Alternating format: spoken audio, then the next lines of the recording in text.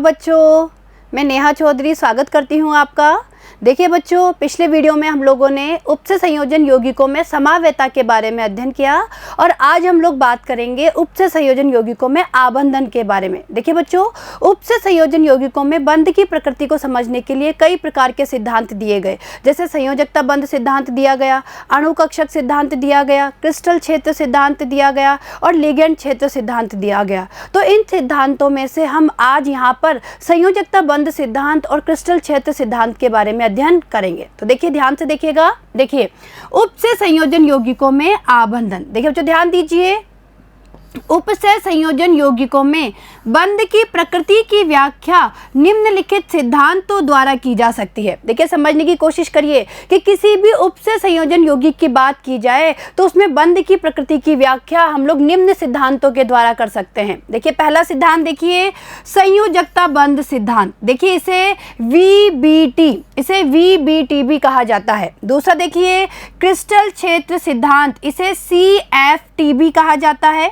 तीसरा देखिए, लिगेंड क्षेत्र सिद्धांत, इसे LFT भी कहा जाता है। और फोर्थ देखिए, अणुकक्षक सिद्धांत, जिसे MOT भी कहा जाता है। देखिए जो ध्यान दीजिए, संयोजकता बंध सिद्धांत यानी valence bond theory VBT, crystal क्षेत्र सिद्धांत यानी क्रिस्टल फील्ड थ्योरी CFT, इसी तरीके से देखिए लिगेंड क्षेत्र सिद्धांत यानी लिगेंड फील्ड थ्योरी LFT और अणुकक्षक सिद्धांत यानी मॉलिक्यूलर ऑर्बिटल थ्योरी MOT। ठीक है, तो देखिए बच्चों, ये शॉर्ट नेम भी हमें पता होना चाहिए कि संयोजकता बंध सिद्धांत को VBT कहा जाता है, क्रिस्टल क्षेत्र सिद्धांत को CFT, लिगेंड क्षेत्र सिद्धांत को LFT और अणुकक्षक सिद्धांत को MOT। और देखिए बच्चों, हम यहाँ पर संयोजकता बंध सिद्धांत और क्रिस्टल क्षेत्र सिद्धांत का ही अध्ययन करेंगे। तो देखिए, ध्यान दीजिएगा। देखिए, पहला देखिए, संयोजकता बंध सिद्धांत। सबसे पहले हम संयोजकता बंध सिद्धांत के बारे में बात करेंगे। देखिए बच्चों, समझने की कोशिश कीजिएगा। उपसे संयोजन यौगिकों के लिए संयोजकता बंध सिद्धांत पॉलिंग द्वारा दिया गया है, जिसके अनुसार लिगेंडों के प्रभाव में, देखिए बच्चों क्या होता है, जिसके अनुसार लिगेंडों के प्रभाव में धातु परमाणु या आयन अपने N-1D NS तथा NP अथवा NS NP तथा ND कक्षकों का उपयोग संकरण के लिए करता है। देखिए बच्चों, जो संयोजकता बंध सिद्धांत है ना, वो हमें संकरण के बारे में बताता है। देखिए, ये कहता है कि किसी भी उपसे संयोजन यौगिक की बात की जाए तो उसमें उपस्थित धातु परमाणु या धातु आयन अपने N-1D NS या NP या फिर अपने NS NP और ND यानी इन कक्षकों का उपयोग किसके लिए करता है? वो संकरण के लिए करता है। क्लियर है? ये बात आपको समझ में आई? आगे देखिए, जिससे विभिन्न ज्यामितियों जैसे अष्टफलकीय, चतुष्फलकीय, वर्ग समतली आदि के लिए आवश्यक कक्षक उपलब्ध हो जाते हैं। और देखिए बच्चों, इससे होता क्या है, विभिन्न प्रकार की ज्यामितियों जैसे अष्टफलकीय है, चतुष्फलकीय है या वर्ग समतलीय है, इनके लिए आवश्यक कक्षक क्या हो जाते हैं? उपलब्ध हो जाते हैं। ये संकृत कक्षक उन लिगेंडों के कक्षकों के साथ अतिव्यापन करते हैं जो बंध बनाने के लिए अपना इलेक्ट्रॉन युग्म इन्हें दान कर देते हैं। क्लियर है? चलिए आगे देखिए, इन संकृत कक्षकों का आकाशीय वितरण यानी जिसे हम क्या बोल सकते हैं? त्रिविम व्यवस्था निम्न प्रकार होती है। तो देखिए बच्चों, जो ये संकृत कक्षक होते हैं, इनकी त्रिविम व्यवस्था किस प्रकार होती है, इसे देख लीजिए। देखिए, समझने की कोशिश कीजिएगा।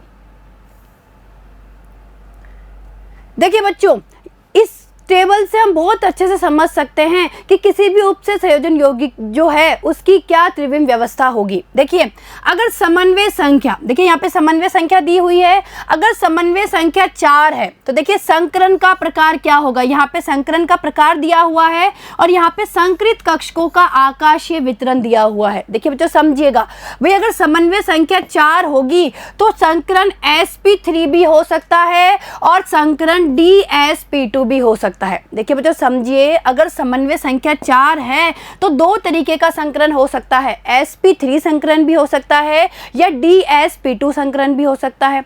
अगर संकरण sp3 है तो संकरित कक्षकों का आकाशीय वितरण कैसा होगा? चतुष्फलकीय होगा। और अगर संकरण dsp2 है तो कैसा आकाशीय वितरण होगा? वर्ग समतली। ठीक है, इसी तरीके से देखिए, अगर समन्वय संख्या 5 है तो संकरण होगा sp3d और संकरित कक्षकों का आकाशीय वितरण होगा त्रिकोणीय द्विपिरामिडी। क्लियर है? इसी तरीके से देखिए, अगर समन्वय संख्या 6 है, देखिए बच्चों अगर समन्वय संख्या 6 है तो वहाँ पे sp3d2 या d2sp3 यानी दोनों में से कोई सा भी संकरण हो सकता है, sp3d2 भी हो सकता है या d2sp3 भी हो सकता है। और इन दोनों ही अवस्था में यानी इन दोनों ही प्रकार के संकरण में जो आकाशीय व्यवस्था होती है यानी जो त्रिविम व्यवस्था होती है वो कैसी होती है? अष्टफलकीय होती है। क्लियर है? तो ये चीज़ आपको समझ में आई होगी। चलिए आगे देखिए। अब देखिए, संयोजकता बंध सिद्धांत के आधार पर उपसय संयोजन यौगिकों की ज्यामिति का अनुमान उनके चुंबकीय व्यवहार से किया जाता है। तो देखिए बच्चों होता क्या है कि जो संयोजकता बंध सिद्धांत है उसके आधार पर हम किसी भी उपसय संयोजन यौगिक की ज्यामिति का अनुमान लगा सकते हैं और जो ये ज्यामिति का अनुमान होता है वो उनके चुंबकीय व्यवहार से ही लगता है। आगे देखिए, संकुल का चुंबकीय गुण लिगेंड की प्रकृति पर निर्भर करता है। और देखिए कोई भी जो संकुल है उसका जो चुंबकीय गुण है वो सीधे सीधे लिगेंड की प्रकृति के ऊपर निर्भर करता है। ठीक है, आगे देखिए, लिगेंड दो प्रकार के होते हैं। देखिए बच्चों समझने की कोशिश करिए, भाई जो लिगेंड होते हैं वो दो प्रकार के होते हैं। एक तो होते हैं दुर्बल क्षेत्र लिगेंड और दूसरे होते हैं प्रबल क्षेत्र लिगेंड। और देखिए ये जो यहाँ पे आपको जो ये लिगेंड दिए गए हैं ये लिगेंड क्या है? दुर्बल क्षेत्र लिगेंड है, जैसे I minus, Br minus, SCN minus, Cl minus, S2 minus, F minus, OH minus, C2O4 2 minus और H2O, यानी ये जो लिगेंड है ये दुर्बल क्षेत्र लिगेंड होते हैं। और इसी तरीके से देखिए NCS, EDTA4 minus, NH3, EN, NO2 minus, CN minus और CO, ये क्या होते हैं? ये प्रबल क्षेत्र लिगेंड होते हैं। तो देखिए बच्चों ये दुर्बल क्षेत्र लिगेंड है और इन दुर्बल क्षेत्र लिगेंड को इनकी बढ़ती हुई प्रबलता के आधार पर व्यवस्थित किया गया है। और देखिए ये हमारे प्रबल क्षेत्र लिगेंड है और इन प्रबल क्षेत्र लिगेंड को भी इनकी बढ़ती हुई प्रबलता के आधार पर क्या किया गया है? यहाँ पे व्यवस्थित किया गया है। क्लियर है? यहाँ तक की बात आपको समझ में आई? आगे देखिए।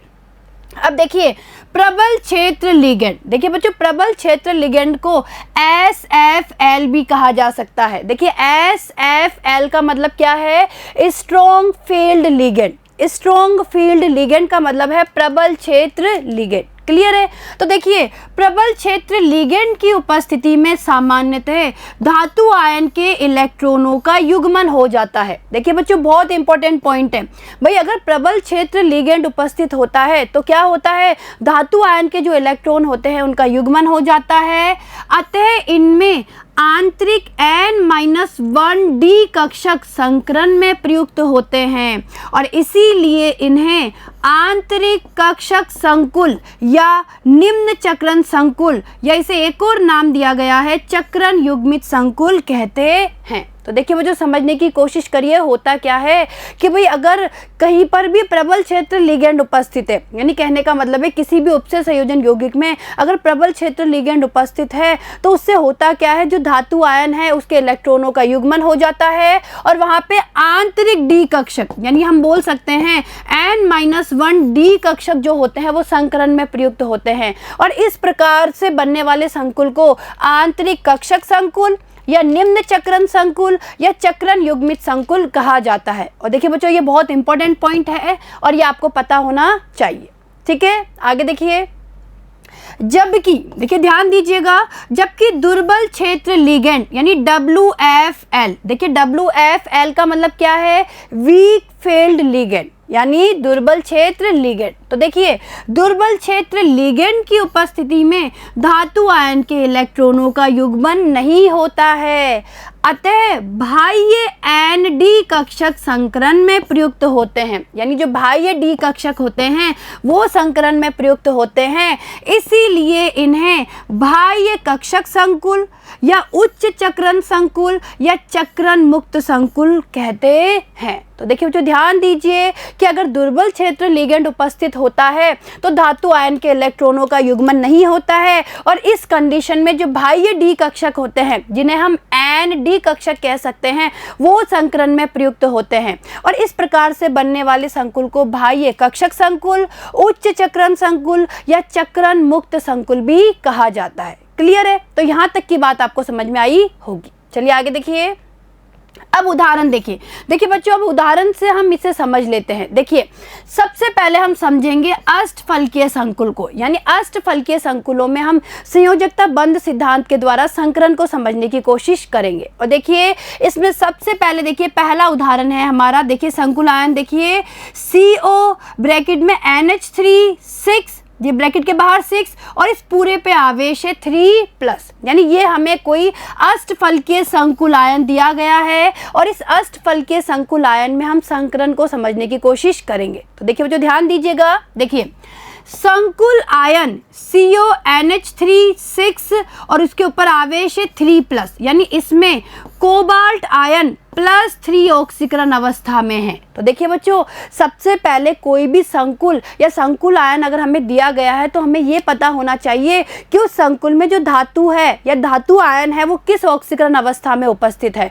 तो इस संकुल की बात की जाए तो इस संकुल में जो कोबाल्ट आयन है, यानी जो ये कोबाल्ट धातु है, कोबाल्ट आयन है, ये +3 ऑक्सीकरण अवस्था में उपस्थित है। और देखिए CO3+, यानी कोबाल्ट 3+ की अगर हम लोग बात करें, भाई कोबाल्ट यहाँ पे +3 ऑक्सीकरण अवस्था में है, तो कोबाल्ट 3+ का इलेक्ट्रॉनिक विन्यास 3d6 है। भाई क्या होगा इलेक्ट्रॉनिक विन्यास? 3d6 होगा, अतः इसमें संकरण निम्न प्रकार होता है। तो देखिए बच्चों हम इनमें संकरण को समझने की कोशिश करेंगे। देखिए बच्चों संकरण को समझने से पहले एक बार आप लोग ये देख लीजिए कि किस प्रकार से यहाँ पे कोबाल्ट की ऑक्सीकरण अवस्था +3 निकल के आई है। तो देखिए बच्चों समझने की कोशिश करिए। देखिए हमें ये संकुल दिया हुआ है NH3, ये 6 और ये 3+। देखिए बच्चों ये हमें कोई संकुल आयन दिया गया है। अब हमें सबसे पहले ये निकालना है कि जो कोबाल्ट है उसकी ऑक्सीकरण अवस्था क्या है। देखिए समझने की कोशिश करिए, इसे हम मान लेते हैं X। भाई इसकी ऑक्सीकरण अवस्था हमें निकालनी है कोबाल्ट की, इसको हमने X मान लिया, ठीक है, प्लस अब देखिए ये अमोनिया NH3 यहाँ पे लिगेंड है जो कि उदासीन लिगेंड है जिसपे कोई भी आवेश नहीं होता है, और इसके कितने अणु है? 6 अणु है, यानी 6 को हम गुणा कर देंगे 0 से, क्योंकि इस पे आवेश क्या होता है अमोनिया पे 0, और इस पूरे संकुल पे आवेश है +3, ठीक है, यानी इनके आवेश को +3 के हमने बराबर कर दिया। अब इसे हम सॉल्व करेंगे तो देखिए x + 0, ये पूरी डिजिट क्या हो जाएगी 0 बराबर +3, यानी x बराबर हमारा निकल के आ गया +3। तो हमें इससे क्या पता लगा? इससे हमें पता लगा कि जो कोबाल्ट आयन है वो +3 ऑक्सीकरण अवस्था में उपस्थित है। और देखिए कोबाल्ट जब +3 अवस्था में उपस्थित है तो इसका इलेक्ट्रॉनिक विन्यास क्या होगा? तो देखिए बच्चों समझने की कोशिश करिए। देखिए कोबाल्ट कितने नंबर पे आता है? 27 पे। अभी हम लोगों को पता है कि आवर्त सारणी में कोबाल्ट 27 पे आता है, और देखिए इसका जो अंतिम इलेक्ट्रॉनिक विन्यास होता है वो क्या होता है? 3d7 4s2। देखिए बच्चों हम बात कर रहे हैं इसके अंतिम इलेक्ट्रॉनिक विन्यास की, तो कोबाल्ट के अगर अंतिम इलेक्ट्रॉनिक विन्यास की हम लोग बात करें तो वो होगा 3d7 4s2। अगर हम बात करें कोबाल्ट +3 की बात करें तो देखिए 2 इलेक्ट्रॉन तो ये बाहर निकल जाएंगे और 1 इलेक्ट्रॉन यहाँ से बाहर निकल जाएगा, और अब इसका अंतिम इलेक्ट्रॉनिक विन्यास हो जाएगा 3d6। क्लियर है? तो यहाँ तक की बात आपको समझ में आई कि किस तरीके से कोबाल्ट में +3 ऑक्सीकरण अवस्था निकल के आई है, और कोबाल्ट +3 का इलेक्ट्रॉनिक विन्यास क्या होगा? 3d6। क्लियर है? और अब हम इसमें संकरण को समझ लेते हैं कि किस प्रकार इसमें संकरण होता है। तो देखिए बच्चों आगे देखिए। अब देखिए बच्चों ये हमारे कोबाल्ट 3+ आयन के क्या है? कक्षक है, और भाई हमें पता है कि कोबाल्ट 3+ का जो इलेक्ट्रॉनिक विन्यास था वो क्या था? 3d6 4s 0 4p 0। भाई हमने देखा ना भाई जो कोबाल्ट प्लस 3 है, यह हम बोल सकते हैं कि जो कोबाल्ट 3 प्लस है उसका इलेक्ट्रॉनिक विन्यास था 3d6, यानी d में 6 इलेक्ट्रॉन है और 4s और 4p में कोई इलेक्ट्रॉन नहीं है। तो देखिए यहाँ पे 3d में देखिए 1 2 3 4 5 6 इलेक्ट्रॉन है और 4s और 4p में कोई इलेक्ट्रॉन नहीं है। अब देखिए NH3 यानी अमोनिया की उपस्थिति में क्या होता है। अब देखिए यहाँ पे जो अमोनिया है वो प्रबल फील्ड लिगेंड है, यानी हम ये बोल सकते हैं प्रबल क्षेत्र लिगेंड। देखिए इसे हम क्या बोल सकते हैं, प्रबल क्षेत्र ligand SFL, strong field ligand. तो देखिए अमोनिया की उपस्थिति में, देखिए बच्चों ध्यान दीजिएगा, यानी अमोनिया यानी स्ट्रॉन्ग फील्ड लिगेंड की उपस्थिति में CO3 प्लस के इलेक्ट्रॉनों का युग्मन हो जाता है। यानी होता क्या है कि जो इलेक्ट्रॉन है, ये जो इलेक्ट्रॉन है, इन इलेक्ट्रॉनों का क्या हो जाता है, युग्मन हो जाता है। तो देखिए बच्चों इस संकरण को अच्छे से समझने की कोशिश करिए, ये परीक्षा में भी आता है, पूछा जाता है। तो देखिए किस तरीके से युग्मन होता है, पहले देखिए समझने की कोशिश करिए। भाई जो ये इलेक्ट्रॉन है, ये 6 इलेक्ट्रॉन है, इनका युग्मन हो जाता है। देखिए बच्चों देखिएगा कैसे इलेक्ट्रॉन का युग्मन होता है। देखिए इस तरीके से, देखिए इस तरीके से इन 6 इलेक्ट्रॉनों का क्या हो गया, युग्मन हो गया। और ये जो 2d कक्षक है, अभी दोनों क्या हो गए, खाली हो गए। तो 2 तो ये d कक्षक, एक s कक्षक 4s और 3 ये p कक्षक, ये 4p, ये मिलकर आपस में कौन सा संकरण कर लेते हैं, D2sp3।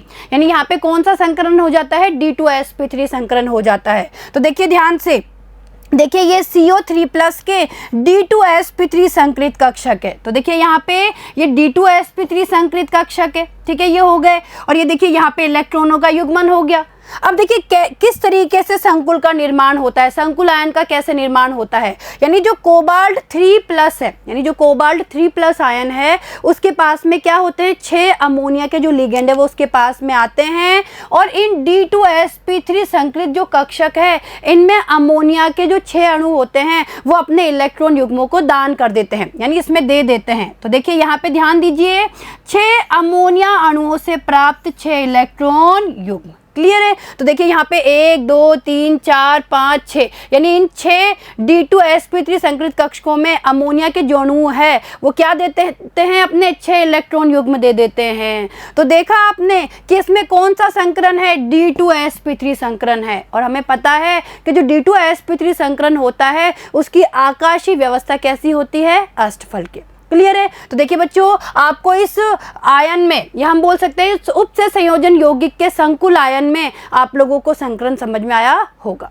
चलें आगे, चलिए अब देखिए 6 अमोनिया अणुओं से प्रत्येक का एक इलेक्ट्रॉन युग्म 6 D2sp3 संकृत कक्षकों में स्थान ग्रहण करता है, यह हमने देखा अभी। इस प्रकार संकुल की ज्यामिति अष्टफलकीय होती है, यह भी मैंने आपको अभी बताया। भाई इसकी त्रिविम व्यवस्था कैसी होगी, अष्टफलकीय होगी। तथा अयुग्मित इलेक्ट्रॉनों की अनुपस्थिति के कारण यह संकुलायन प्रतिचुंबकीय होता है। देखिए जो ध्यान दीजिए, भाई अगर आप ध्यान से देखेंगे तो इस संकुल में कोई भी अयुग्मित इलेक्ट्रॉन उपस्थित नहीं है, तो ये कैसा होगा, प्रतिचुंबकीय। ठीक है, यह एक आंतरिक कक्षक संकुल या निम्न चक्रण संकुल है। भाई ये भी हम लोगों ने पढ़ा है कि भाई अगर प्रबल क्षेत्र लिगेंड उपस्थित होता है तो इलेक्ट्रॉनों का युग्मन हो जाता है, आंतरिक डी कक्षक संकरण में भाग लेते हैं और बनने वाले संकुल को आंतरिक कक्षक संकुल या निम्न चक्रण संकुल कहते हैं। क्लियर है। तो यहाँ तक का कंसेप्ट आपको समझ में आया होगा। चलिए आगे देखिए। अब दूसरा देखिए ये संकुल आयन हमें दिया हुआ है। देखिए COF6 और इस पूरे संकुल पे जो आवेश है 3- यानी कोई ऋणात्मक संकुल हमें दिया गया है। और देखिए ये भी कोबाल्ट का संकुल है। तो देखिए बच्चों इस संकुल में भी कोबाल्ट की ऑक्सीकरण अवस्था +3 है। देखिए जो ये संकुल है इसमें भी कोबाल्ट की ऑक्सीकरण अवस्था क्या है, +3 है। लेकिन F-, देखिए समझिए F- यानी WFL यानी वीक फील्ड लिगेंड, दुर्बल क्षेत्र लिगेंड। तो देखिए F- की उपस्थिति में धातु आयन के इलेक्ट्रॉनों का युग्मन नहीं होता, अतः इसमें sp3d2 संकरण होता है। देखिए ध्यान दीजिए बच्चों, अब इसमें कौन सा संकरण होगा, sp3d2, क्योंकि यहाँ पे इलेक्ट्रॉनों का युग्मन नहीं हो रहा है तथा अयुग्मित इलेक्ट्रॉनों की उपस्थिति के कारण यह अनुचुंबकीय होता है। यानी ये जो ये संकुल होता है वो कैसा होता है, अनुचुंबकीय होता है।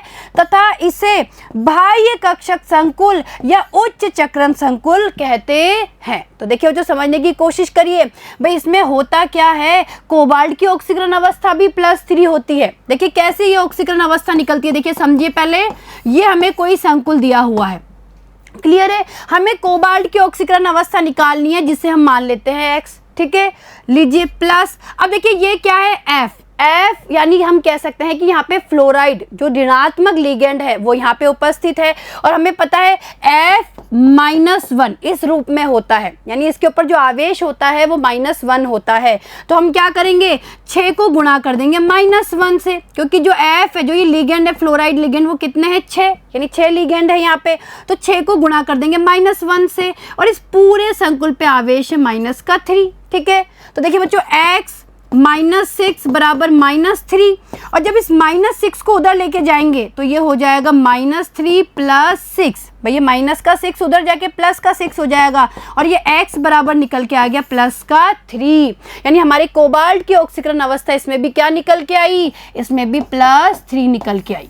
क्लियर है। अब देखिए यहाँ पे समझने की कोशिश करिए कि यहाँ पे जो ये हमारा लिगेंड है F- यानी जो फ्लोरो लिगेंड है वो कैसा लिगेंड होता है, दुर्बल क्षेत्र लिगेंड होता है, वीक फील्ड लिगेंड होता है, अतः यहाँ पे इलेक्ट्रॉनों का युग्मन नहीं होता है, यानी इसमें sp3d2 संकरण होगा जिस और अयुग्मित इलेक्ट्रॉनों की उपस्थिति के कारण ये क्या होगा, अनुचुंबकीय, और ऐसे संकुल को कहा जाता है बाह्य कक्षक संकुल या उच्च चक्रण संकुल।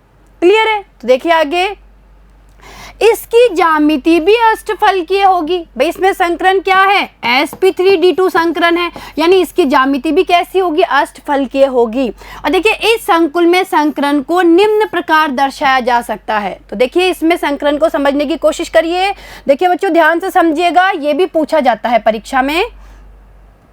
देखिए सबसे पहले देखिए ये आपको CO3+ आयन यानी जो कोबाल्ट +3 आयन है उसके कक्षक दिए गए हैं और देखिए इसका इलेक्ट्रॉनिक विन्यास भी क्या है 3d6 4s0 4p0, ठीक है। तो देखिए यहाँ पे 3D में देखिए 1 2 3 4 5 6 इलेक्ट्रॉन है, 4s और 4p में कोई भी इलेक्ट्रॉन नहीं है और देखिए 4d भी 0 है क्योंकि 4d में भी कोई इलेक्ट्रॉन नहीं है, यानी इसका अंतिम इलेक्ट्रॉनिक विन्यास हो गया ये।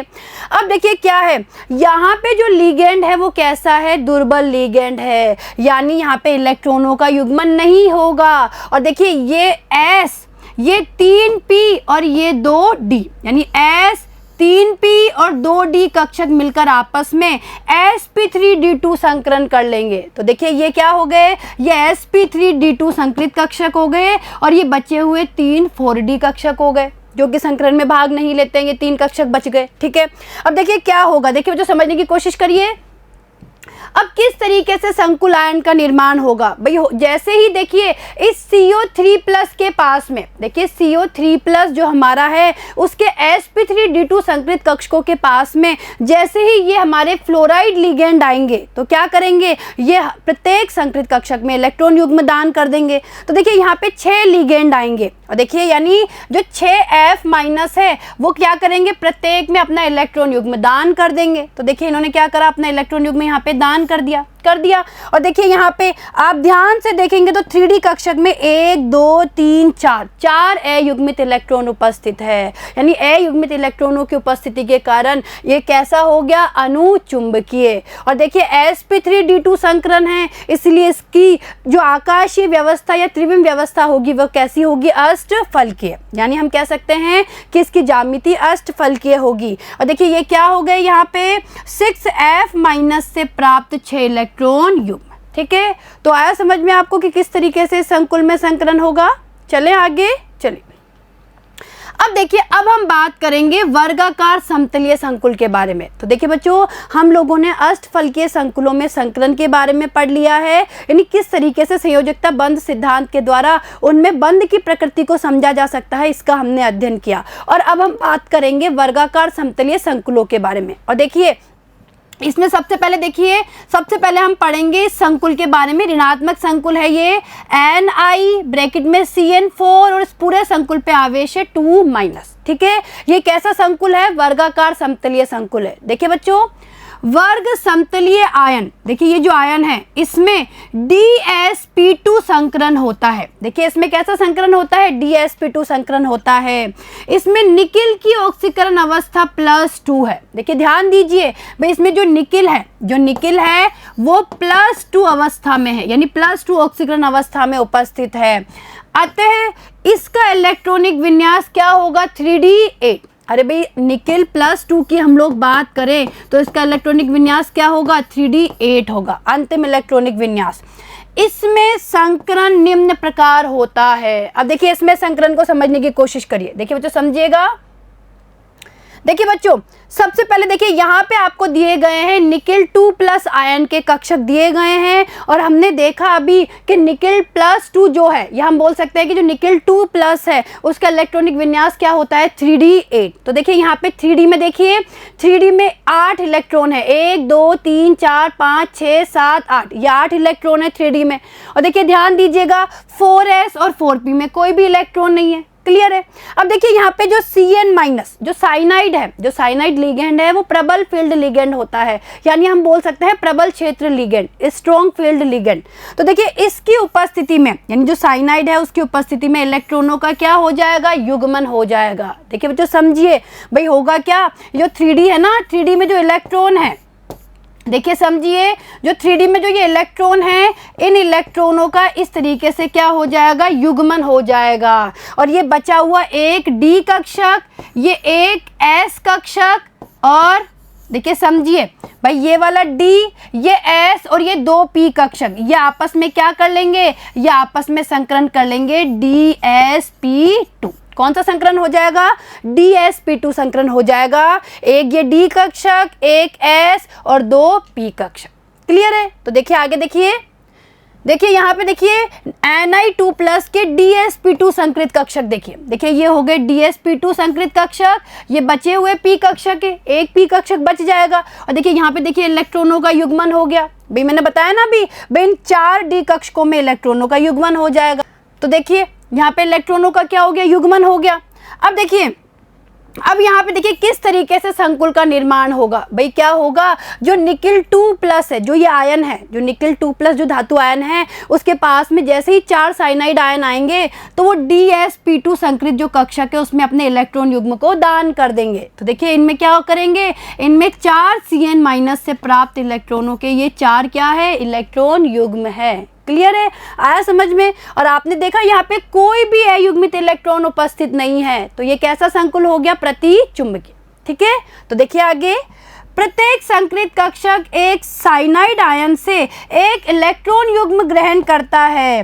अयुग्मित इलेक्ट्रॉनों की अनुपस्थिति के कारण यह संकुल कैसा होता है, प्रतिचुंबकीय। क्लियर है। आगे देखिए, अब हम बात करेंगे चतुष्फलकीय संकुल के बारे में। तो देखिए बच्चों हम लोग अष्टफलकीय संकुल के बारे में पढ़ चुके हैं और वर्गाकार समतलीय संकुल के बारे में भी पढ़ चुके हैं। अब बात करेंगे चतुष्फलकीय संकुलों की। तो देखिए ध्यान दीजिएगा, इसमें देखिए पहला देखिए NiCl4 और देखिए इस पूरे संकुल पे आवेश है 2-। ठीक है। तो देखिए इस संकुल आयन में निकिल पर sp3 संकरण होता है। देखिए ध्यान दीजिएगा भाई, इसमें जो निकिल है उसमें कौन सा संकरण होता है, sp3, तथा इसकी ज्यामिति चतुष्फलकीय होती है। यहाँ एक S तथा 3 P कक्षकों के संकरण से 4 समान sp3 संकृत कक्षक बनते हैं। इस संकुल में निकिल +2 ऑक्सीकरण अवस्था में है। देखिए ध्यान दीजिए, यहाँ पे भी निकिल की ऑक्सीकरण अवस्था क्या है, +2। अतः इसका इलेक्ट्रॉनिक विन्यास 3D8 है। इसका इलेक्ट्रॉनिक विन्यास क्या होगा, 3D8। और देखिए इसमें संकरण निम्न प्रकार होता है। अब देखिए इसमें संकरण को समझिए। देखिए बच्चों ध्यान दीजिए, देखिए ये निकिल 2+ आयन के क्या हो गए, कक्षक हो गए, और हमें पता है इलेक्ट्रॉनिक विन्यास क्या था, 3D8। तो देखिए 3D में ये 8 इलेक्ट्रॉन हो गए, 1 2 3 4 5 6 7 8, और 4s और 4p में कोई भी इलेक्ट्रॉन नहीं है। क्लियर है। अब देखिए यहाँ समझने की कोशिश करिए कि यहाँ पे जो क्लोराइड आयन है, यानी जो लिगेंड है, ये कैसे लिगेंड है, ये दुर्बल लिगेंड है, दुर्बल क्षेत्र लिगेंड है। यानी कहने का मतलब है यहाँ पे इलेक्ट्रॉनों का युग्मन नहीं होगा। तो देखिए यहाँ पे इलेक्ट्रॉनों का किसी भी प्रकार का युग्मन नहीं होगा, और एक तो ये S कक्षक और 3 ये P कक्षक आपस में क्या कर लेंगे, sp3 sp3 संकरण कर लेंगे तो ये क्या हो गए, ये 4 sp3 संकरित कक्षक हो गए। तो क्या हो गए, ये निकिल 2+ के sp3 संकरित कक्षक हो गए। अब देखिए यहाँ पे इस संकुल आयन का निर्माण कैसे होगा भाई, निकिल 2+ के पास में जब ये 4 लिगेंड आएंगे, जो 4 क्लोराइड लिगेंड है वो आएंगे, तो वो क्या करेंगे, इन चारों sp3 संकरित कक्षक में अपने इलेक्ट्रॉन युग्मों को दान कर देंगे। तो देखिए यहाँ पे 4 Cl- से प्राप्त इलेक्ट्रॉनों के ये 4 क्या है, युग्म है। क्लियर है, आया समझ में। और देखा आपने यहाँ पे कि यहाँ पे क्या है, 2 युग्मित इलेक्ट्रॉन उपस्थित है, तो जो ये संकुल आयन है ये कैसा होगा, अनुचुंबकीय होगा।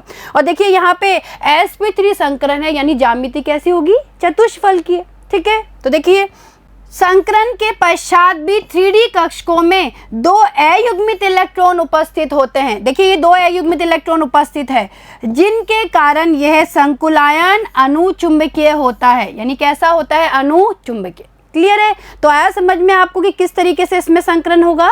चलिए आगे देखिए। अब देखिए दूसरा संकुल देखिए NiCO4, और ये देखिए ये क्या है, बंद है, यानी ये कोई उदासीन संकुल हमें दिया गया है। तो देखिए NiCO4 में, यानी इस संकुल में निकिल परमाणु 0 ऑक्सीकरण अवस्था में है। देखिए जो ध्यान दीजिएगा भाई, यहाँ पे जो निकिल है वो 0 ऑक्सीकरण अवस्था में उपस्थित होता है, यानी इसका इलेक्ट्रॉनिक विन्यास क्या होता है, 3d8 4s2। क्लियर है, तो देखिए तथा इसका इलेक्ट्रॉनिक विन्यास 3d8 4s2 है। और देखिए यहाँ पे जो CO है वो क्या है, स्ट्रॉन्ग फील्ड लिगेंड है। तो देखिए इसकी उपस्थिति में 3D तथा 4s के सभी इलेक्ट्रॉन 3D कक्षकों में युग्मित हो जाते हैं, अतः इसमें sp3 संकरण होता है तथा इसकी ज्यामिति चतुष्फलकीय होती है। इसमें अयुग्मित इलेक्ट्रॉनों की अनुपस्थिति के कारण यह संकुल कैसा होता है, प्रतिचुंबकीय। तो देखा आपने कि यहाँ पे जो CO यानी जो कार्बोनिल जो लिगेंड है वो कैसा लिगेंड है, स्ट्रॉन्ग फील्ड लिगेंड है, हम बोल सकते हैं प्रबल क्षेत्र लिगेंड है, जिससे इलेक्ट्रॉनों का युग्मन हो जाता है और वहाँ पे कोई भी अयुग्मित इलेक्ट्रॉन उपस्थित नहीं होता है, इसीलिए जो ये संकुल है ये कैसा होता है, प्रतिचुंबकीय होता है। क्लियर है, चलिए आगे। अब देखिए संयोजकता बंध सिद्धांत की सीमाएं। तो देखिए बच्चों, अब हम लोग संयोजकता बंध सिद्धांत की सीमाओं के बारे में पढ़ेंगे, यानी इसकी क्या क्या सीमाएं हैं। तो देखिए संयोजकता बंध सिद्धांत की सहायता से उपसे संयोजन यौगिकों के बनने, उनके चुंबकीय गुण तथा ज्यामिति यानी संरचना की व्याख्या की जा सकती है। फिर भी इसमें निम्नलिखित कमियां यानी सीमाएं हैं। तो देखिए इसकी कुछ कमियां हैं, या हम बोल सकते हैं कि इसकी कुछ सीमाएं हैं, जिसके बारे में हम पढ़ लेते हैं। देखिए इस सिद्धांत में अनेक पूर्वानुमान करने पड़ते हैं। देखिए बच्चों, इस सिद्धांत में क्या करने पड़ते हैं, अनेक पूर्व अनुमान करने पड़ते हैं। दूसरा देखिए, इससे उपसे संयोजक यौगिकों के रंग की व्याख्या नहीं होती, यानी संयोजकता बंध सिद्धांत रंग की व्याख्या नहीं करता है। आगे देखिए, इस सिद्धांत से संकुलों के चुंबकीय आंकड़ों की मात्रात्मक व्याख्या नहीं की जा सकती। देखिए चुंबकीय गुणों की तो व्याख्या की जा सकती है भाई, जो हमारा ये संयोजकता बंध सिद्धांत है VBT, वो चुंबकीय गुणों की तो व्याख्या करता है, लेकिन चुंबकीय आंकड़ों की मात्रात्मक व्याख्या नहीं कर सकता। आगे देखिए, इससे समन्वयी संख्या 4 वाले संकुलों की संरचना की सही व्याख्या नहीं होती। इससे उपसे संयोजन यौगिकों के गतिक तथा ऊष्मा गति के स्थायित्व की मात्रात्मक व्याख्या नहीं होती है। और देखिए जो हमारा ये VBT है, इससे उपसे संयोजन यौगिकों के गतिक तथा ऊष्मा गतिक स्थायित्व की भी मात्रात्मक व्याख्या नहीं होती है। क्लियर है, चलिए आगे देखिए। अब देखिए क्रिस्टल क्षेत्र सिद्धांत CFT। तो देखिए बच्चों, हम लोग VBT के बारे में यानी संयोजकता बंध सिद्धांत के बारे में पढ़ चुके हैं, जिसमें हमने अष्टफलकीय, वर्गाकार समतलीय और जो चतुष्फलकीय संकुल है उसमें हम लोगों ने संकरण के बारे में अध्ययन किया, और साथ ही साथ हमने ये देखा कि कोई भी जो संकुल है वो अनुचुंबकीय है या प्रतिचुंबकीय है, तो इसका हम लोगों ने उदाहरणों के साथ क्या किया, अध्ययन किया। और देखिए अब हम लोग पढ़ेंगे क्रिस्टल क्षेत्र सिद्धांत के बारे में, जिसे CFT यानी क्रिस्टल फील्ड थ्योरी भी कहा जाता है। तो देखिए बच्चों, समझने की कोशिश कीजिएगा। क्रिस्टल क्षेत्र सिद्धांत के अनुसार धातु तथा लिगेंडों के मध्य स्थिर विद्युत आकर्षण बल माना जाता है। देखिए बच्चों, समझने की कोशिश करिए कि भाई जो ये क्रिस्टल क्षेत्र सिद्धांत है, इसके अनुसार क्या माना जाता है कि धातु तथा लिगेंडों के मध्य क्या होता है, अस्थिर विद्युत आकर्षण बल होता है। अर्थात यह एक प्रकार का आयनिक बंध है। यानी यहाँ पे जो CFT के द्वारा जो संकुलों की व्याख्या की गई वो यह मान के की गई कि धातु के बीच में और लिगेंड के बीच में जो बंध होता है वो कैसा होता है, आयनिक बंध होता है। आगे देखिए, CFT के अनुसार उदासीन लिगेंडों को द्विध्रुव तथा ऋणावेशित लिगेंडों को एक बिंदु आवेश की तरह माना जाता है। देखिए जो ध्यान दीजिएगा भाई, CFT के अनुसार जो उदासीन लिगेंड है उन्हें तो द्विध्रुव माना गया। भाई जो उदासीन लिगेंड है उनको द्विध्रुव, और जो ऋणावेशित लिगेंड होते हैं उन्हें बिंदु आवेश की तरह माना जाता है। ठीक है, आगे विलगित अवस्था में गैसीय धातु परमाणु के पांचों डी कक्षकों की ऊर्जा समान होती है तथा इन्हें समभ्रंश कक्षक कहते हैं। देखिए बच्चों, कहने का मतलब है कि जब विलगित अवस्था में कोई भी जब गैसीय धातु परमाणु होता है तो उसके पांचों डी कक्षक, भाई 5 डी कक्षक होते हैं, हमने पढ़ा है। देखिए, एक होता है DXY, दूसरा होता है DYZ, एक होता है DXZ, ये 3 हो गए। चौथा देखिए, चौथा होता है DX² Y² और DZ²। तो ये क्या होते हैं, ये 5 डी कक्षक होते हैं। DXY, DYZ, DXZ, DX² Y² DZ²। तो देखिए क्या कहा जाता है कि गैसीय धातु परमाणु के जो 5 डी कक्षक है वो विलगित अवस्था में क्या होते हैं, समान होते हैं। यानी इनकी ऊर्जा समान होती है। कहने का तात्पर्य है कि विलगित अवस्था में इन गैसीय धातु परमाणु के 5 डी कक्षकों की ऊर्जा समान होती है और इन्हें कहा जाता है समभ्रंश कक्षक। क्या बोलते हैं, समभ्रंश कक्षक। क्लियर है। यह समभ्रंश अवस्था तब तक रहती है जब तक कि धातु परमाणु या आयन के चारों ओर ऋणावेशों का गोलीय सममित क्षेत्र रहता है। देखिए जो समझने की कोशिश करिए कि भाई ये जो डी कक्षक है इनकी समभ्रंशता या हम बोल सकते हैं समभ्रंश अवस्था तब तक ही विद्यमान रहती है जब तक कि इनके चारों ओर लिगेंडों का या किसी भी ऋण आवेशों का गोलीय सममित, देखिए समझिएगा, गोलीय सममित क्षेत्र रहता है। यानी सममित क्षेत्र जब उपस्थित रहता है तभी इनमें क्या होती है, समभ्रंशता होती है। संकुलों में 2 प्रकार के बल कार्य करते हैं। देखिए बच्चों, जब किसी भी धातु के पास में या धातु आयन के पास में अगर कोई लिगेंड आता है तो वहाँ पे 2 तरीके के बल कार्य करते हैं, आकर्षण तथा प्रतिकर्षण। आगे देखिए, पहला देखिए, धातु के नाभिक तथा लिगेंड के इलेक्ट्रॉनों के मध्य आकर्षण बल। यानी धातु परमाणु या धातु आयन के नाभिक और जो लिगेंड के इलेक्ट्रॉन है उनके मध्य तो होता है आकर्षण बल। और दूसरा देखिए, धातु तथा लिगेंड के इलेक्ट्रॉनों के मध्य क्या होता है, प्रतिकर्षण बल। ठीक है।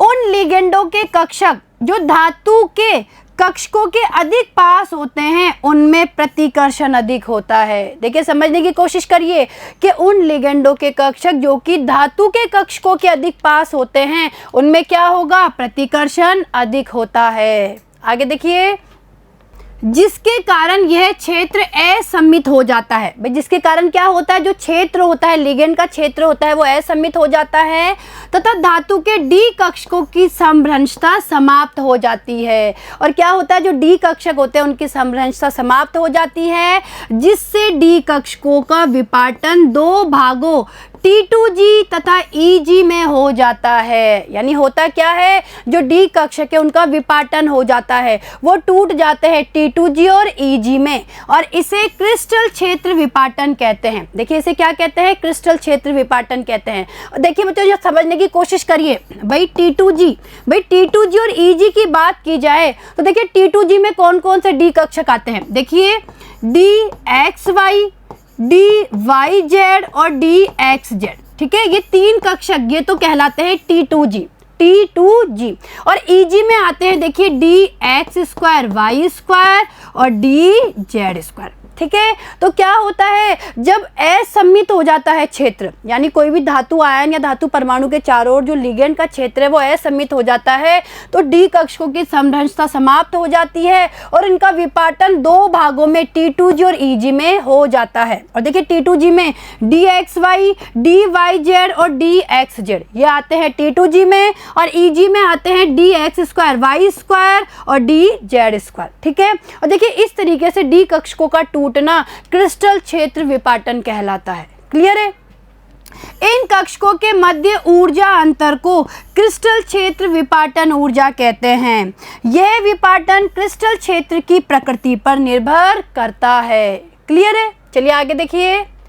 अब देखिए पहला, देखिए अष्टफलकीय संकुलों में क्रिस्टल क्षेत्र विपाटन। तो देखिए बच्चों, अब हम ये देखेंगे कि अगर अष्टफलकीय संकुल है तो उसमें किस तरीके से विपाटन होता है। तो देखिए एक अष्टफलकीय संकुल में धातु परमाणु 6 लिगेंडों द्वारा घिरा रहता है। इसमें धातु के डी कक्षकों के इलेक्ट्रॉनों तथा लिगेंडों के इलेक्ट्रॉनों के मध्य प्रतिकर्षण होता है। देखिए समझने की कोशिश करिए भाई, अष्टफलकीय संकुल में जो धातु परमाणु या जो धातु आयन होता है वो 6 लिगेंडों से घिरा रहता है, और इसमें धातु के डी कक्षकों के इलेक्ट्रॉनों तथा लिगेंडों के इलेक्ट्रॉनों के मध्य प्रतिकर्षण होता है। जब धातु के डी कक्षक लिगेंड की ओर सीधे निर्दिष्ट होते हैं तो प्रतिकर्षण अधिक होता है। आगे अब देखिए DX² Y² तथा DZ² कक्षक लिगेंड की दिशा वाले अक्षों पर होते हैं, अतः इन पर प्रतिकर्षण अधिक होता है, जिससे इनकी ऊर्जा में वृद्धि हो जाती है। देखिए बच्चों समझने की कोशिश करिए भाई, DX² Y² और जो DZ² कक्षक होते हैं जिन्हें मिलाकर हम क्या बोलते हैं, EG, जिन्हें मिलाकर हम EG बोलते हैं ना, तो क्या होता है, ये जो कक्षक होते हैं वो लिगेंड की दिशा वाले अक्षों पर होते हैं, यानी इनका प्रतिकर्षण ज़्यादा होता है, यानी अधिक प्रतिकर्षण होता है, जिससे इनकी ऊर्जा में वृद्धि हो जाती है। जबकि DXY, DYZ और DXZ कक्षक अक्षों के बीच में स्थित होते हैं, अतः इनकी ऊर्जा गोलीय क्रिस्टल क्षेत्र की औसत ऊर्जा की तुलना में कम हो जाती है। और देखिए हमारे DXY, DYZ और DXZ, यानी इन तीनों के मिला के हमने क्या कहा था, T2G, यानी जो ये T2G कक्षक होते हैं इनकी ऊर्जा क्या हो जाती है, औसत ऊर्जा से कम हो जाती है। ठीक है। तो देखिए आगे, इस प्रकार अष्टफलकीय संकुल में लिगेंड इलेक्ट्रॉन और धातु इलेक्ट्रॉन प्रतिकर्षण के कारण डी कक्षकों की समरंजता समाप्त हो जाती है तथा ये 3 निम्न ऊर्जा वाले T2G कक्षकों तथा 2 उच्च ऊर्जा वाले EG कक्षकों में विभाजित हो जाते हैं। तो देखिए बच्चों यहाँ पे समझने की कोशिश कीजिएगा भाई होता क्या है। देखिए बच्चों होता क्या है, जो डी कक्षक होते हैं, देखिए समझिए डी कक्षक होते हैं 5, ये 5 डी कक्षक हो गए, DXY, DYZ, DXZ, DX² Y² और DZ²। ठीक है। तो ये हो गए किसी भी धातु या धातु आयन के समरंश डी कक्षक हो गए, ये समरंश डी कक्षक हो गए। और देखिए बच्चों क्या होता है, इन समरंश डी कक्षकों के पास में जैसे जैसे लिगेंड आते हैं, यानी अष्टफल के क्षेत्र में जैसे जैसे लिगेंड इनके पास में आते हैं, इन डी कक्षकों की समरंजता समाप्त हो जाती है और ये टूट जाते हैं। इन डी कक्षकों का विपाटन हो जाता है, जिसमें से EG कक्षक, देखिए समझने की कोशिश कीजिएगा, EG कक्षक तो हो जाते हैं उच्च ऊर्जा के और T2G कक्षक हो जाते हैं निम्न ऊर्जा के। ठीक है। और EG कक्षक 2 होते हैं, हमें पता है, DX² Y² और DZ²। ठीक है। और T2G कक्षक 3 होते हैं, DXY, DYZ और DXZ।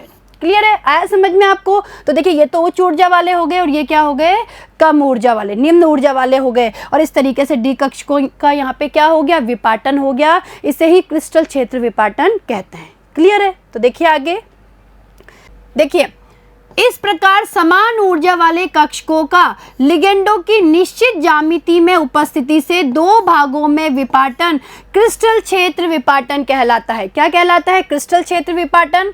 तथा इस ऊर्जा अंतर को डेल ओ, देखिएगा यहाँ पे डेल्टा है और यहाँ पे क्या है, ओ, डेल ओ, इससे प्रदर्शित करते हैं। और देखिए यहाँ पे जो ओ है, ये ओ क्या दर्शा रहा है, अष्टफलकीय क्षेत्र को दर्शाता है। ठीक है। तो देखिए इनके बीच में जो ऊर्जा अंतर है उनको कैसे दिखाते हैं, डेल्टा, यानी डेल और ये ओ, ठीक है।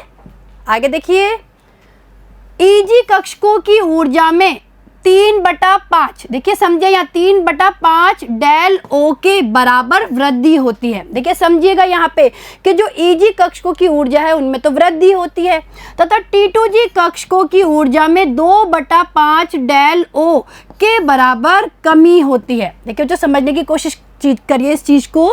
देखिए ये हमारे क्या हो गए, डी कक्षक हो गए, समभ्रंश डी कक्षक हो गए, ये तो हो गए हमारे ईजी और ये हो गए T2G। जब विपाटन हो गया तो देखिए इनकी ऊर्जा की बात करें भाई, अगर इन दोनों इनके बीच की कुल ऊर्जा की हम लोग बात करें उसे हम बोलते हैं डेल ओ, क्रिस्टल क्षेत्र विपाटन ऊर्जा।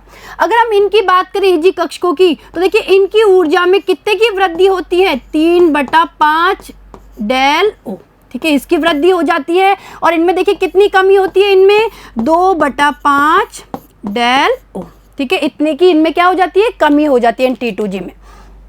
प्रबल क्षेत्र लिगेंड की उपस्थिति में डेल ओ का मान अधिक होता है, जबकि दुर्बल क्षेत्र लिगेंड की उपस्थिति में यह मान कम होता है। देखिए बच्चों समझने की कोशिश कीजिए कि प्रबल क्षेत्र लिगेंड की उपस्थिति में तो जो हमारा डेल ओ है, ठीक है, उसका मान अधिक होता है, जबकि दुर्बल क्षेत्र लिगेंड की उपस्थिति में यह मान क्या होता है, कम होता है। आगे देखिए बच्चों इस चित्र से हम इस क्रिस्टल क्षेत्र विपाटन को और अच्छे से समझ सकते हैं। देखिए ध्यान दीजिएगा। देखिए बच्चों ये कोई धातु है, एम का मतलब है कोई धातु है, और देखिए धातु के चारों तरफ पहले तो ये समान रूप से गोलीय क्रिस्टल क्षेत्र है, यानी जो लिगेंड है उन्होंने गोलीय क्रिस्टल क्षेत्र, सममित रूप से क्रिस्टल क्षेत्र बना रखा है। और देखिए बाद में क्या होता है, बाद में यहाँ पे इस तरीके से एक अष्टफलकीय संकुल का क्या हो जाता है, निर्माण हो जाता है, यानी धातु आयन से देखिए 1 2 3 4 5 6 लिगेंड अष्टफलकीय रूप से जुड़ जाते हैं। अब देखिए यहाँ पे विपाटन कैसे होता है, देखिए ये धातु के कक्षक है, डी कक्षक है, ये धातु के डी कक्षक है। देखिए बच्चों समझिए ये धातु के डी कक्षक है, 5 डी कक्षक है, dx² y², dz², dxy, dxz और dyz, ठीक है।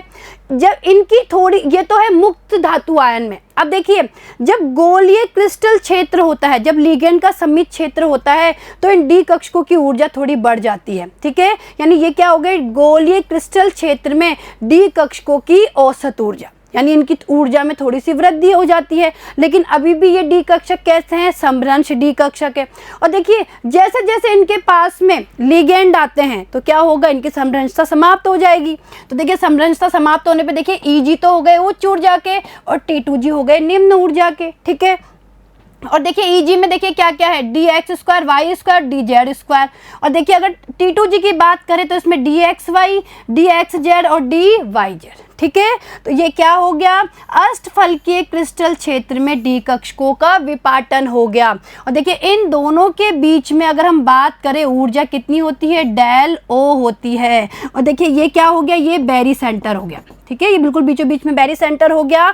अब देखिए अगर हम ईजी की बात करें, अगर हम ईजी कक्षकों की बात करें तो इनमें देखिए कितनी वृद्धि हुई ऊर्जा में, 3/5 डेल ओ, इतनी वृद्धि हो गई। और T2G की बात करें तो देखिए इनमें कमी हो गई 2/5 डेल ओ की, इनमें क्या हो गई, कमी। तो इस तरीके से क्या होता है, अष्टफलकीय क्रिस्टल क्षेत्र में डी कक्षकों का विपाटन। क्लियर है, चलिए आगे देखिए। अब देखिए डेल को प्रभावित करने वाले कारक। देखिए बच्चों डेल का मतलब है क्रिस्टल क्षेत्र विपाटन। तो क्रिस्टल क्षेत्र विपाटन को क्या क्या कारक प्रभावित करते हैं, तो देखिए क्रिस्टल क्षेत्र विपाटन निम्नलिखित कारकों पर निर्भर करता है। पहला देखिए धातु की प्रकृति, दूसरा देखिए धातु आयन पर आवेश, तीसरा देखिए लिगेंड की प्रकृति, चौथा है संकुल की ज्यामिति और पांचवा है डी इलेक्ट्रॉनों की संख्या। यानी इन सब कारकों पर क्रिस्टल क्षेत्र विपाटन निर्भर करता है, ठीक है। आगे देखिए ये कारक संकुल आयन के रंग को भी प्रभावित करते हैं। धातु आयन पर आवेश बढ़ने से तथा प्रबल क्षेत्र लिगेंडों की उपस्थिति में विपाटन अधिक होता है, ठीक है बच्चों, समझने की कोशिश करना कि धातु आयन पर आवेश बढ़ने से तथा प्रबल क्षेत्र लिगेंडों की उपस्थिति में क्या होता है, विपाटन अधिक होता है। आगे अब देखिए स्पेक्ट्रमी रासायनिक श्रेणी। देखिए जब विभिन्न लिगेंडों को उनकी बढ़ती हुई क्षेत्र प्रबलता के क्रम में रखा जाता है तो प्राप्त श्रेणी को स्पेक्ट्रमी रासायनिक श्रेणी कहते हैं। देखिए, यह श्रेणी विभिन्न लिगेंडों के साथ बने संकुल यौगिकों द्वारा प्रकाश के अवशोषण के प्रायोगिक मापन से प्राप्त तथ्यों के आधार पर प्राप्त की जाती है। तो देखिए, प्रमुख लिगेंडों के लिए यह श्रेणी निम्नलिखित है। तो देखिए बच्चों, ये हमारी स्पेक्ट्रमी रासायनिक श्रेणी है। और देखिए, ये जो स्पेक्ट्रमी रासायनिक श्रेणी है वो विभिन्न लिगेंडों के साथ बने संकुल यौगिकों द्वारा प्रकाश के अवशोषण के प्रायोगिक मापन से प्राप्त तथ्यों के आधार पर प्राप्त की जाती है। और देखिए, समझने की कोशिश करिए। यहाँ पे देखिए, यहाँ पे लिगेंडों को उनकी बढ़ती हुई प्रबलता के आधार पर व्यवस्थित किया गया है। तो देखिए, I माइनस, फिर Br minus, SCN minus, Cl minus, S2 minus, F minus, OH minus, C2O4 2 minus, H2O, NCS minus, EDTA4 minus, NH3, EN, NO2 minus, CN minus और CO। यानी ये क्या है, इनकी बढ़ती हुई प्रबलता के आधार पे है। सबसे अधिक प्रबलता होती है कार्बोनिल की, CO की और सबसे कम I माइनस की। ठीक है, तो देखिए इस श्रेणी में H2O तक के लिगेंड दुर्बल क्षेत्र लिगेंड यानी वीक फील्ड लिगेंड है। तो देखिए बच्चों, यहाँ से लेके यहाँ तक के H2O तक के जो लिगेंड है ये कैसे होते हैं, दुर्बल क्षेत्र लिगेंड होते हैं। तथा इससे आगे के लिगेंड प्रबल क्षेत्र लिगेंड यानी SFL होते हैं, स्ट्रॉन्ग फील्ड लिगेंड। यानी यहाँ से लेके यहाँ तक के जो लिगेंड है वो कैसे हैं, प्रबल क्षेत्र लिगेंड है। ठीक है, चलिए आगे देखिए, क्रिस्टल क्षेत्र सिद्धांत के अनुप्रयोग। तो देखिए बच्चों, अब हम लोग क्रिस्टल क्षेत्र सिद्धांत के अनुप्रयोग के बारे में पढ़ेंगे। देखिए, CFT से संकुलों के चुंबकीय गुणों की व्याख्या सुगमता से की जा सकती है।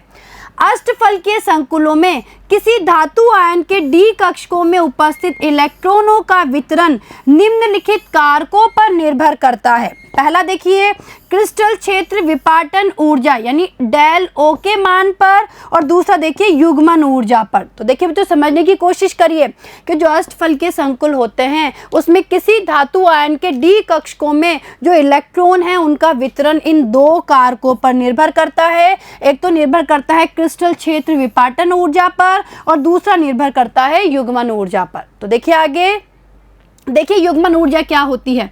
किसी कक्षक में दो इलेक्ट्रॉनों के युग्मन के लिए आवश्यक ऊर्जा को युग्मन ऊर्जा कहते हैं। और देखिए यहाँ दो प्रकार की स्थितियां होती है। देखिए बच्चों, समझने की कोशिश करिए, बहुत इंपॉर्टेंट है ये कि यहाँ पे दो प्रकार की स्थितियां होती है। देखिए,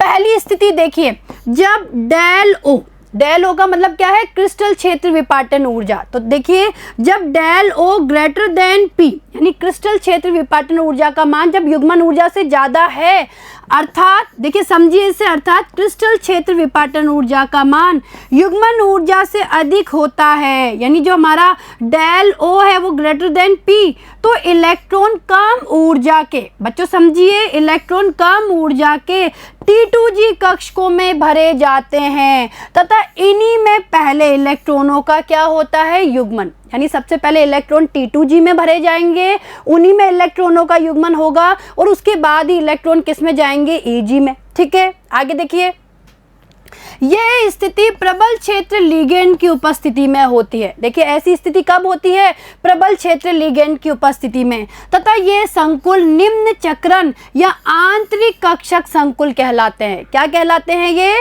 निम्न चक्रण संकुल या आंतरिक कक्षक संकुल। और देखिए समझिए, उदाहरण देखिए, उदाहरण देखिए, संकुल आयन दिया हुआ है FeCN6 और इस पे आवेश है 4- और यह संकुल कैसा है, प्रति चुंबकीय होता है। और देखिए बच्चों, समझने की कोशिश करिए कि किस तरीके से इसमें विपाटन होता है और किस तरीके से यहाँ पे इलेक्ट्रॉन भरे जाते हैं, यानी इलेक्ट्रॉनों का वितरण होता है। देखिए बच्चों, हमें ये संकुल दिया हुआ है, हमें ये क्या दिया हुआ है, ये कोई हमें संकुल दिया हुआ है, क्लियर है।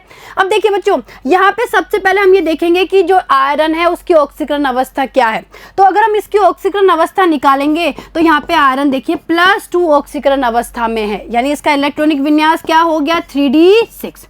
ठीक है, ये इसका इलेक्ट्रॉनिक विन्यास हो गया। ऑक्सीकरण अवस्था आप निकाल सकते हैं, मैंने आपको बहुत अच्छे से समझाया हुआ है। तो यहाँ पे आयरन की ऑक्सीकरण अवस्था +2 है, यानी इसके डी में कितने इलेक्ट्रॉन है? 6 है। ठीक है, अब देखिए बच्चों क्या होगा जब इसमें डी कक्षकों का विपाटन होगा। भाई यहाँ पे 6 है, 6 लिगेंड है, भाई 6 साइनाइड आयन है यहाँ पे, या हम बोल सकते हैं कि 6 साइनो लिगेंड यहाँ जुड़े हुए हैं। इसका मतलब है कि ये कोई अष्टफलकीय संकुल है। तो देखिए अष्टफलकीय क्षेत्र में जब डी कक्षकों का विपाटन होगा तो डी कक्षक टूटेंगे। देखिए Eg, 2 तो Eg के और ये 3 T2G के, यानी उच्च ऊर्जा के Eg और निम्न ऊर्जा के T2G, इनमें टूटेंगे। क्लियर है? अब देखिए बच्चों ध्यान दीजिएगा कि यहाँ पे जो ये लिगेंड है, ये लिगेंड कैसा है? स्ट्रॉन्ग लिगेंड है। भाई हमारा जो साइनाइड होता है Cn-, ये स्ट्रॉन्ग लिगेंड होता है, प्रबल क्षेत्र लिगेंड होता है, यानी यहाँ पे इलेक्ट्रॉनों का युग्मन हो जाएगा। और इनके लिए देखिए इस कंडीशन के लिए, यानी जब यहाँ पे प्रबल क्षेत्र लिगेंड होते हैं तो डेल O का मान, देखिए समझिए जो डेल O का मान है वो P से क्या होता है? ज़्यादा होता है। भाई जो डेल O है उसका मान क्या होता है? P से ज़्यादा होता है। यानी जब डेल O का मान P से ज़्यादा होता है, युग्मन ऊर्जा से ज्यादा होता है, तो हमेशा इलेक्ट्रॉन कहा जाते हैं T2G में। भाई हमने पढ़ा है ना कि जब ये परिस्थिति होती है, जो हमारे डेल O है उसका मान P से ज्यादा होता है, युग्मन ऊर्जा से ज्यादा, अगर क्रिस्टल क्षेत्र विपाटन ऊर्जा का मान होता है तो सबसे पहले इलेक्ट्रॉन कहा जाते हैं T2G में। तो देखिए इसमें क्या होगा? भाई यहाँ पे D में 6 इलेक्ट्रॉन है, यानी 1 2 3 4 5 6 इलेक्ट्रॉन है। जब इनका विपाटन हो गया तो देखिए किस तरीके से इलेक्ट्रॉन भरे जाएंगे, यानी 1 2 3, ठीक है, एक एक इलेक्ट्रॉन आ गए T2G में। अब देखिए बचे हुए इलेक्ट्रॉन भी इसमें ही आएंगे, यानी पहले इलेक्ट्रॉन T2G में आएंगे, यानी सबसे पहले T2G में इलेक्ट्रॉनों का युग्मन होगा। तो देखिए 1 2 3 4 5 6, इस तरीके से इसमें क्या होगा? इलेक्ट्रॉनों का वितरण। क्लियर है? और ये कब होगा? जब कोई प्रबल क्षेत्र लिगेंड उपस्थित होता है। और प्रबल क्षेत्र लिगेंड के लिए देखिए जो डेल O होता है उसका मान P, यानी युग्मन ऊर्जा से क्या होता है? ज्यादा होता है। क्लियर है? चलिए आगे देखिए दूसरी कंडीशन। देखिए जब डेल O का मान P से कम है, देखिए बच्चों समझिए, जब डेल O है, ठीक है, यानी जो क्रिस्टल क्षेत्र विपाटन ऊर्जा है उसका मान युग्मन ऊर्जा से कम है। देखिए अर्थात क्रिस्टल क्षेत्र विपाटन ऊर्जा का मान युग्मन ऊर्जा से कम होता है तो इलेक्ट्रॉन T2G के साथ साथ Eg कक्षकों में भी भरे जाते हैं। अर्थात पहले T2G कक्षकों में इलेक्ट्रॉनों का युग्मन नहीं होगा, यानी T2G में एक एक इलेक्ट्रॉन जाएंगे और उसके बाद किस में जाएंगे? Eg में। ठीक है, यह स्थिति दुर्बल क्षेत्र लिगेंड की उपस्थिति में होती है। देखिए ध्यान दीजिएगा, यह स्थिति कब होती है? दुर्बल क्षेत्र लिगेंड की उपस्थिति में, तथा ये संकुल उच्च चक्रण या बाह्य कक्षक संकुल कहलाते हैं। यानी कहने का मतलब है कि जब दुर्बल क्षेत्र लिगेंड उपस्थित होता है तो युग्मन ऊर्जा का मान डेल O से क्या होता है? ज्यादा होता है। क्रिस्टल क्षेत्र विपाटन ऊर्जा से युग्मन ऊर्जा का मान क्या होता है? ज्यादा होता है। ठीक है, देखिए आगे उदाहरण देखिए बच्चों, ये उदाहरण देखिए संकुल दिया हुआ है, कोई धनात्मक संकुल है FeH2O6 और ये 2+, ठीक है, और यह संकुल कैसा है? अनुचुंबकीय है। तो देखिए बच्चों समझ लीजिए, यहाँ पे देखिए हमें ये संकुल दिया हुआ है, ठीक है, ये हमें संकुल दिया हुआ है। और अगर हम ध्यान से देखेंगे तो इस संकुल में देखिए आयरन की ऑक्सीकरण अवस्था क्या है? +2 है, यानी इसका इलेक्ट्रॉनिक विन्यास भी क्या हो गया? 3D6 हो गया। यानी यहाँ पे भी देखिए D में, देखिए यहाँ पे भी D में कितने इलेक्ट्रॉन हैं? 6 इलेक्ट्रॉन है, ये 6 इलेक्ट्रॉन हो गए। अब ये कैसे है? अष्टफलकीय क्षेत्र है, भाई यहाँ पे 6 जल के अणु है, 6 लिगेंड है, तो ये भी कैसे टूटेगा? ये टूटेगा Eg और T2G में। टूट गया, Eg और T2G में टूट गया, विपाटन हो गया। अब हमें पता है कि जो ये जल है H2O है, ये दुर्बल लिगेंड है, दुर्बल क्षेत्र लिगेंड है, यानी यहाँ पे युग्मन ऊर्जा का मान इस डेल O से क्या है? ज्यादा है। ठीक है, तो अब यहाँ पे क्या होगा? देखिए यहाँ पे इलेक्ट्रॉनों का वितरण कैसे होगा? सबसे पहले एक एक इलेक्ट्रॉन इनमें जाएंगे, 1 2 3 गए। अब यहाँ पे युग्मन नहीं होगा, अब इलेक्ट्रॉन जाएंगे Eg में। देखिए ये तो Eg है और ये क्या है? T2G है, यानी पहले T2G में एक एक इलेक्ट्रॉन गए, उसके बाद Eg में। ठीक है, कितने इलेक्ट्रॉन हो गए? 5। अरे भाई 1 2 3 4 5 इलेक्ट्रॉन हो गए। अब 6 नंबर का छठवां जो इलेक्ट्रॉन है, छठे नंबर का, वो इसमें जाएगा T2G में। ठीक है, और इस तरीके से इलेक्ट्रॉनों का क्या होगा? वितरण होगा। और देखिए यहाँ पे अयुग्मित इलेक्ट्रॉन उपस्थित है, तो ये जो संकुल है वो कैसा है? अनुचुंबकीय। क्लियर है? तो ये चीज़ आपको समझ में आई होगी। चलें आगे, चलें।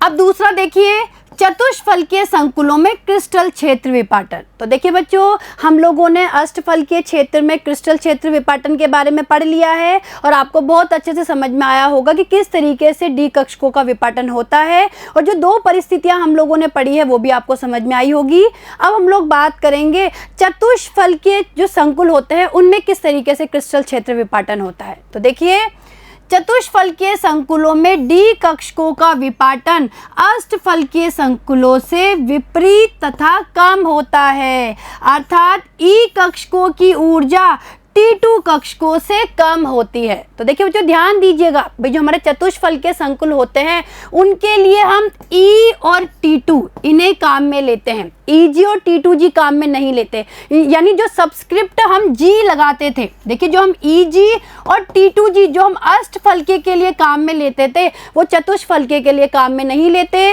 इनके लिए E और T2 काम में लेते हैं। और देखिए E में कौन कौन से आएंगे, E में आएंगे dx स्क्वायर वाई स्क्वायर और dz², ठीक है। और T2 में आएंगे dxy, dyz और dxz। क्लियर है? तो देखिए इनमें होता क्या है, जो चतुष्फलकीय संकुल है उनमें डी कक्षकों का विपाटन अष्टफलकीय संकुलों से विपरीत तथा कम होता है, अर्थात ई कक्षकों की ऊर्जा T2 कक्षकों से कम होती है। देखिए क्या होती है भाई, ई कक्षकों की ऊर्जा T2 कक्षकों से कम होती है। समान धातु, समान लिगेंडों तथा धातु तथा लिगेंड के बीच की दूरी समान होने पर जो डेल टी है, डेल टी बराबर होता है 4/9 डेल ओ के। देखिए जो ध्यान दीजिएगा, देखिए समझने की कोशिश करिए। देखिए बच्चों, ये कह रहा है कि समान धातु, समान लिगेंडों तथा धातु तथा लिगेंड के बीच की दूरी अगर समान है तो जो डेल टी है, डेल टी यानी चतुष्फलकीय क्षेत्र के लिए जो क्रिस्टल क्षेत्र विपाटन ऊर्जा है डेल टी, वो किसके बराबर होगी, 4/9 डेल ओ के बराबर होगी। ठीक है, तो ये आपको पता होना चाहिए। और देखिए यहाँ पे समझिए डी कक्षकों का विपाटन कैसे होता है। देखिए बच्चों, ये 5 डी कक्षक है। अगर हम चतुष्फलकीय क्षेत्र की बात करें तो देखिए यहाँ पे जो T2 है, जो T2 कक्षक है उनकी तो ऊर्जा ज़्यादा हो जाएगी और जो ई कक्षक है उनकी ऊर्जा क्या हो जाएगी, कम। इस तरीके से चतुष्फलकीय क्षेत्र में क्या होता है, क्रिस्टल क्षेत्र विपाटन, और जो इनके बीच की ऊर्जा है उसे डेल टी से दर्शाया जाता है। क्लियर है?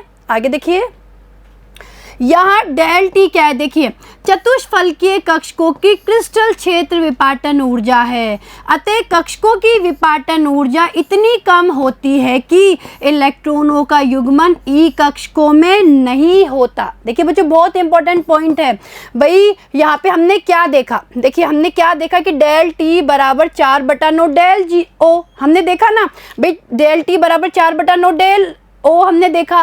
तो यहाँ पे डेल टी क्या है, चतुष्फलकीय कक्षकों की क्रिस्टल क्षेत्र विपाटन ऊर्जा है।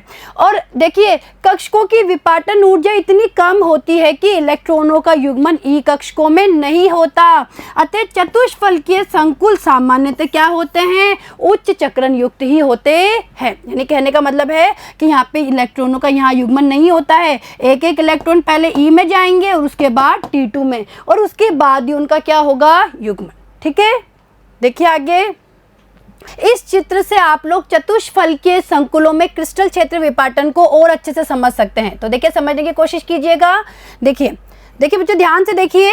देखिए ये आपको दिए गए हैं मुक्त आयन के डी कक्षक। भाई जो मुक्त आयन है उसके डी कक्षक दिए गए हैं, और मैंने आपको बताया ये डी कक्षक 5 होते हैं, dxy, dyz, dxz, dx² y² और dz²। ठीक है, और देखिए इन तीनों को अगर हम चतुष्फलकीय क्षेत्र की बात करें, इन तीनों को हम क्या कहते हैं, T2, और इन्हें क्या कहते हैं, E।